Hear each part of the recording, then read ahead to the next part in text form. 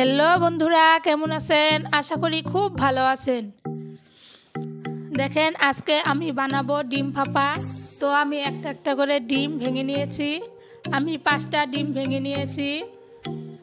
আপনারা চাইলে বেশি করেও নিতে পারেন, আপনাদের মানুষ অনুযায়ী নেবেন। বেশি মানুষ থাকলে বেশি নেবেন এবং কম মানুষ থাকলে 2টা বা 3টা হইলেই হয়ে যাবে। তো আমি চুলোয় বসিয়ে দিয়েছি পানি কড়াইতে। এগুলো পানি অল্প গরম করে নিতে হবে। আমি ঢেকে দিয়েছি। তারপর সেগুলো ডিমে আমি মরিচের গুঁড়া দিয়ে দিচ্ছি, তারপর দিয়ে দিচ্ছি লবণ। এগুলো দিয়ে অল্প লাড়াচাড়া করে নিব। এই তো খুব ভালোভাবে আমি চামচ দিয়ে মিশিয়ে নিচ্ছি। ভালোভাবে মিশিয়ে নেওয়া হয়ে গেছে। তারপর আমি ছোট ছোট বাটি নিয়েছি, সেগুলোতে আমি তেল ব্রাশ দিয়ে ভরিয়ে দিয়েছি।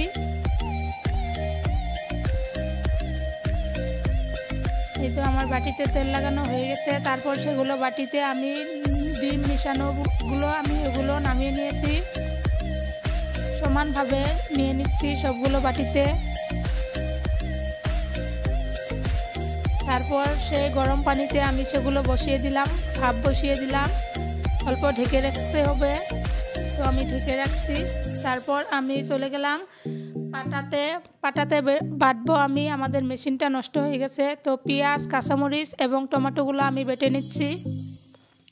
তারপর দেখেন বন্ধুরা, ভাপ হয়ে গেছে এবং দেখতে কত সুন্দর লাগছে। এগুলো আমি নামিয়ে নিব এবং সেগুলো ভালোভাবে কেটে নিতে হবে।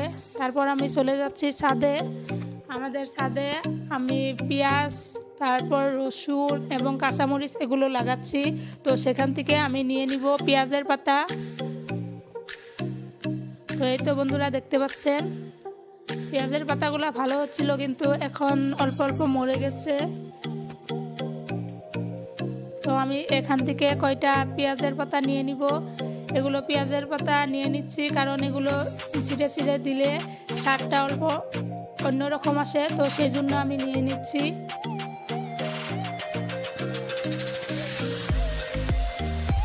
এই তো এই কয়টা পরিমাণ আমি পেঁয়াজের পাতা নিয়ে নিচ্ছি। এখন চলে যাব আবার রান্নার বুগালে। তো বন্ধুরা, দেখতে পাচ্ছেন এখানে পেঁয়াজ, কাঁচামরিচ কেটে নিয়েছি এবং এগুলো ডিমগুলো নামিয়ে কেটে নিয়েছি। তারপর আমি প্যানে বসিয়ে দিলাম তেল।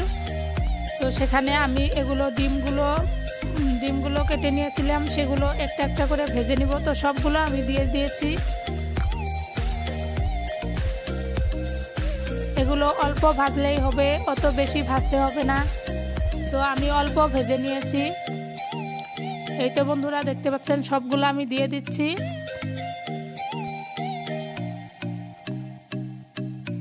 তো আমার ভাজা হয়ে গেছে। এখন আমি এগুলো একটা একটা করে নামিয়ে নিয়েছি। দেখেন বন্ধুরা, কত সুন্দর দেখা যাচ্ছে। দেখতেও যেমন সুন্দর লাগছে এবং খেতেও অনেক সুস্বাদু লেগেছে। তো আপনারা ট্রাই করে দেখবেন। দেখতে পাচ্ছেন কত সুন্দর লাগছে দেখতে। এই তো বন্ধুরা, তারপর আমি প্যানে আবার তেল বসিয়ে দিলাম এবং এখানে পেঁয়াজ, কাঁচামরিচ এগুলো দিয়ে দিলাম এবং এগুলো লাড়াচাড়া করে অল্প ভেজে নিতে হবে। তারপর দিয়ে দিব সেই পেস্টগুলা দিয়ে দিব। তো দিয়ে দিয়েছি পেস্টগুলা। এগুলো ভালোভাবে ভেজে নিতে হবে এবং জাল করে নিতে হবে। এই তো এগুলো আমি মিশিয়ে নিচ্ছি। এখানে দিয়ে দিচ্ছি মরিচের গুঁড়া এবং তারপর দিয়ে দিলাম হলদি গুঁড়া এবং তারপর দিয়ে দিব লবণ। তো লবণ দিয়ে দিচ্ছি। এখন এগুলো ভালোভাবে মিশিয়ে নিতে হবে। তো সুন্দরভাবে আমি মিশিয়ে নিচ্ছি। তারপর এগুলো অল্প জাল হয়ে গেলে তারপর আমি চলে যাচ্ছি বাড়ির নিচে। ওখানে আমি ধনিয়া লাগাচ্ছি। তো সেখান থেকে ধনিয়া আনতে চলে গেলাম। তো বন্ধুরা, দেখতে পাচ্ছেন আমি ধনিয়া তুলতেছি। আরও নিচে আমি বাগুন এবং কাঁচামরিচ এগুলো লাগাচ্ছি। তো সেগুলো পরে আপনাদের সাথে আমি শেয়ার করব। তো বন্ধুরা, দেখতে পাচ্ছেন সেগুলো হয়ে গেছে এবং সেখানে আবার পানি দিয়ে দিলাম। পানি দিয়ে ভালোভাবে লাড়াচাড়া করে নিলাম। পানি দেওয়ার কারণ হলো এই প্যানে লেগে যাবে, সেই জন্য আমি পানি দিয়ে দিয়েছি। তো এখানে আমি পেঁয়াজের পাতাগুলা ছিঁড়ে ছিঁড়ে দিয়ে দিচ্ছি এবং সেই ভাপ দেওয়া ডিমগুলো দিয়ে দিচ্ছি।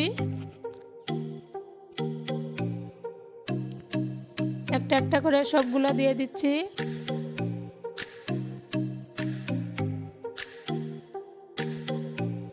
এই তো বন্ধুরা দেখতে পাচ্ছেন এগুলো কত সুন্দর দেখা যাচ্ছে। তারপর ঢেকে দিলাম।